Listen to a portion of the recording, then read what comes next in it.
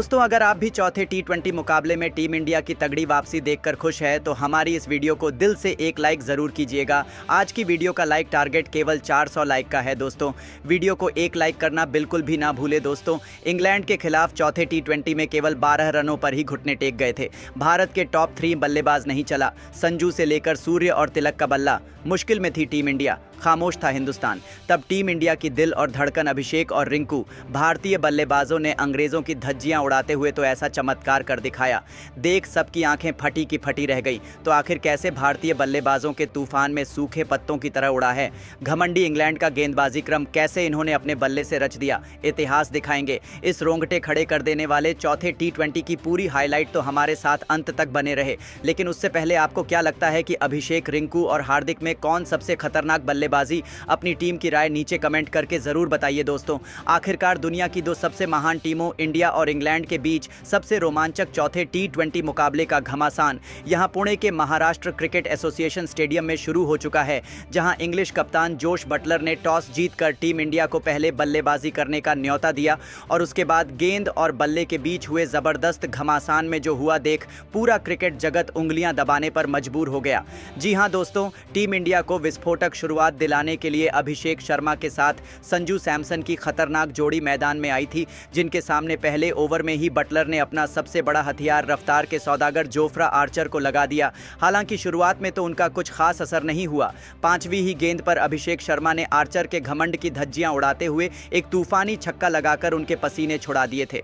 तो दोस्तों, अगली ही गेंद पर थप्पड़ की तरह करारा चौका लगाकर उन्होंने पहले ओवर में ही 12 रन बटोर लिए और अपनी खतरनाक रणनीति से इंग्लैंड को रूबरू करा दिया था। पहले ओवर में पूरा हिंदुस्तान झूम रहा था, लेकिन दोस्तों उसके बाद कुछ ऐसा हुआ कि पूरे देश में मातम छा गया।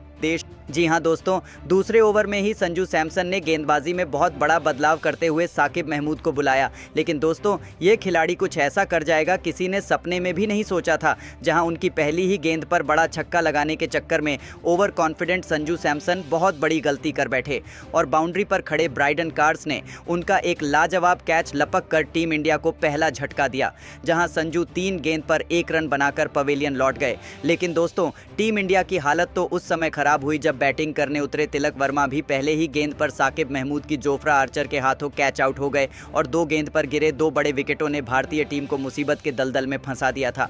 तो दोस्तों, कोई सपने में भी नहीं सोच सकता था। अब मैदान पर कप्तान सूर्य आए थे अभिषेक का साथ निभाने के लिए। लेकिन दोस्तों, ओवर की अंतिम गेंद पर सूर्य भी गलती कर बैठे और बाउंड्री पर खड़े ब्राइडन कार्स ने उनका भी एक लाजवाब कैच लपक कर कप्तान सूर्य को बिना खाता खोले पवेलियन का रास्ता दिखाकर टीम इंडिया के परखच्चे उड़ा दिए थे, जहां 2 ओवर में 12 रन ही बने थे और टीम इंडिया के 3 बड़े बल्लेबाज घुटने टेक चुके थे। अब मैदान पर अभिषेक शर्मा और रिंकू सिंह पर टीम इंडिया का संकट मोचन बनने की बड़ी जिम्मेदारी थी और इन दोनों ने वह काम बखूबी किया।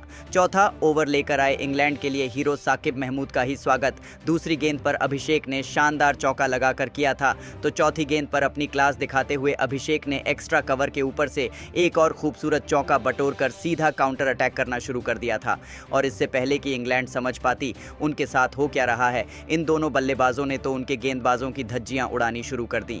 5वें ओवर में रिंकू सिंह ने भी सीधा हमला बोल दिया और ब्राइडन कार्स के खिलाफ लगातार 2 गेंद पर 2 चौके जड़कर 5 ओवर में ही टीम इंडिया को 37 रनों तक इन दोनों ने पहुंचा दिया था। इंग्लैंड को समझ आ चुका था कि इन दोनों को आउट करना बहुत ज़रूरी है, वरना इंग्लैंड की बढ़त को यह दोनों रत्ती भर भी नहीं रह जाने देंगे। और दोस्तों, ऐसा ही कुछ खौफनाक मंजर यह दोनों दिखा रहे थे, जहां पावर प्ले का अंतिम ओवर लेकर आए एक बार फिर साकिब महमूद के घमंड को चकनाचूर करते हुए रिंकू ने इस बार उनके खिलाफ आसमानी छक्का उड़ाकर पावर प्ले में टीम इंडिया को 47 रनों तक पहुंचा दिया था। इन दोनों के बीच एक अच्छी साझेदारी पनप रही थी, जिसके दम पर टीम इंडिया मैच में वापस आ रही थी। इन दोनों ने इंग्लैंड की हालत बिगाड़ दी थी।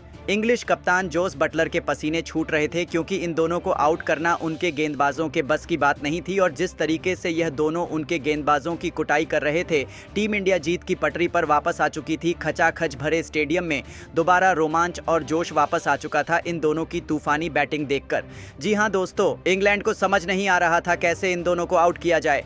वह देखते ही देखते टीम इंडिया 50 रनों के पार थी और दोस्तों, जिस तरीके से यह बैटिंग कर रहे थे, टीम इंडिया न केवल मैच में वापस आ चुकी चुकी थी, बल्कि इंग्लैंड की शानदार शुरुआत को इन दोनों ने पूरी तरीके से बर्बाद कर दिया और टीम इंडिया बेहद मजबूत स्थिति में आ चुकी थी। ये दोनों केवल चौके और छक्कों की बारिश कर रहे थे। 8वां ओवर लेकर आए आदिल रशीद की पहली ही गेंद पर अभिषेक ने एक शानदार चौका लगाया, लेकिन दोस्तों ईंट का जवाब पत्थर से देते हुए आदिल रशीद ने अगली ही बॉल में अभिषेक शर्मा को आउट कर टीम इंडिया को चौथा सबसे बड़ा झटका दे दिया था, जहां अभिषेक 19 गेंद पर 4 चौकों और एक तूफानी छक्कों के बदौलत 29 रन बनाकर पेवेलियन लौट गए। उनके आउट होने के बाद मैदान में जलवा दिखाने शिवम दुबे को भेजा गया था, जहां इंग्लैंड को लग रहा था वह मैच में वापस आ गए हैं, लेकिन यह सिर्फ उनकी एक गलतफहमी थी जो भारतीय बल्लेबाजों के तूफान में पल भर में हवा हो गई और टीम इंडिया ने भी पारी खत्म होते होते एक बड़ा टोटल भी बना दिया था। लेकिन दोस्तों, अब आपको क्या लगता है कि रिंकू, अभिषेक और हार्दिक में कौन सबसे खतरनाक बल्लेबाज है? अपनी कीमती राय नीचे कमेंट करके ज़रूर बताइए और ऐसी ही नई और धमाकेदार खबरें सबसे पहले जानने के लिए हमारे इस वीडियो को लाइक और चैनल को सब्सक्राइब करना तो बिल्कुल भी ना भूलें। धन्यवाद।